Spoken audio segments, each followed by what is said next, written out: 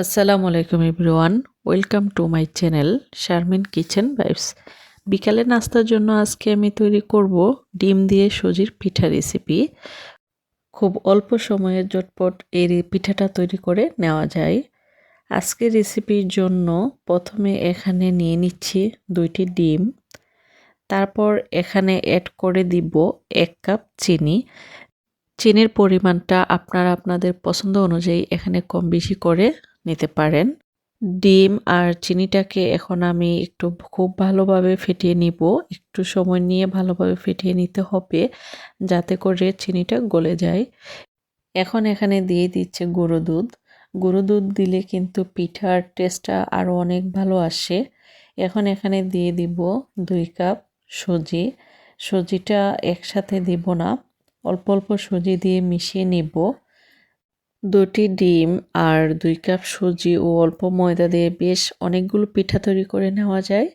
পিঠাগুলো তৈরি করা যেমন সহজ এবং পিঠাগুলো খেতেও খুব মজার হয়।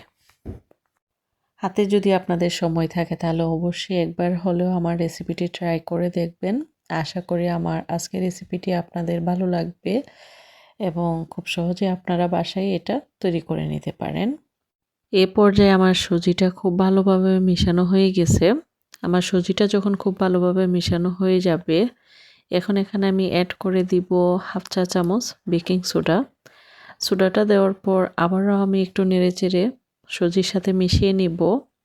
মিশানো হয়ে গেলে এ পর্যায়ে এখানে অ্যাড করে দিব 1 চা চামচ ঘি। তাতে করে পিঠার মাঝে ঘিয়ের খুব সুন্দর একটা অ্যারোমা পাওয়া যাবে। তাতে করে পিঠার টেস্ট বেড়ে যাবে। এ পর্যায়ে এখানে অ্যাড করে দিচ্ছি 1/2 চা চামচ লবণ। মিষ্টি খাবারে যারা লবণ পছন্দ করেন না তারা এই পর্যায়ে স্কিপ করতে পারেন।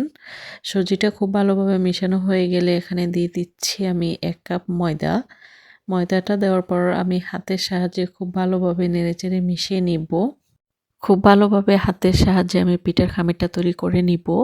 পিঠার খামিরটা তৈরি হয়ে গেলে হাতে আমি একটু তেল ব্রাশ করে নিব এবং একটা চামচের সাহায্যে অল্প অল্প খামির নিয়ে আমি হাতের সাহায্যে পিঠাগুলো সুন্দরভাবে বানিয়ে নিব। একই চামচ দিয়ে যদি পিঠার খামিরগুলো নেওয়া হয় তাহলে সবগুলো পিঠা একই রকম হবে। হাতের সাহায্যে খুব ইজিলি এই পিঠাগুলো বানিয়ে নেওয়া যায়। আমি সবগুলো পিঠাই একই রকমভাবে বানিয়ে নিব। আমার পিঠাগুলো বানানো হয়ে গেলে এ পর্যায়ে আমি পিঠাগুলো ভেজে নিব। পিঠাগুলো ভেজে নেওয়ার জন্য চুলায় একটি প্যানে পরিমাণ মতো তেল গরম করে নিয়েছি। এরপর পিঠাগুলো দিয়ে দিব। চুলার আঁচটা মিডিয়ামে রাখতে হবে। যেহেতু সুজির পিঠা সেক্ষেত্রে অতিরিক্ত গরম তেলে পিঠাগুলো ভেজে নেওয়া যাবে না। তা না হয় পিঠাগুলো খুব সহজে উপর দিয়ে কালার চলে আসবে আর ভিতরে কাঁচা রয়ে যাবে। চুলার আঁচটা মিডিয়ামে রেখে আমি সবগুলো পিঠা ভেজে নিব।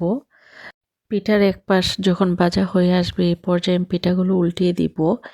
এইভাবে কিছু সময় পর পর পিঠাগুলো উল্টে পাল্টে ভেজে নিতে হবে, তা না হয় পিঠাগুলো সমানভাবে ভাজা হবে না। আমার পিঠাগুলো ভেজে নিতে 5 থেকে 6 মিনিট সময় লাগছে। দেখতেই পারছেন আমার পিঠার কালারটা চেঞ্জ হয়ে গেছে এবং পিঠাগুলো আমার ভাজা হয়ে গেছে। এ পর্যায়ে আমি পিঠাগুলো নামিয়ে নেব। তৈরি হয়ে গেল আজকে ঝটপট এবং অনেক বেশি মজাদার সুজির পিঠা। 15 মিনিটের মধ্যে এই পিঠাটা তৈরি করে নেওয়া যায়।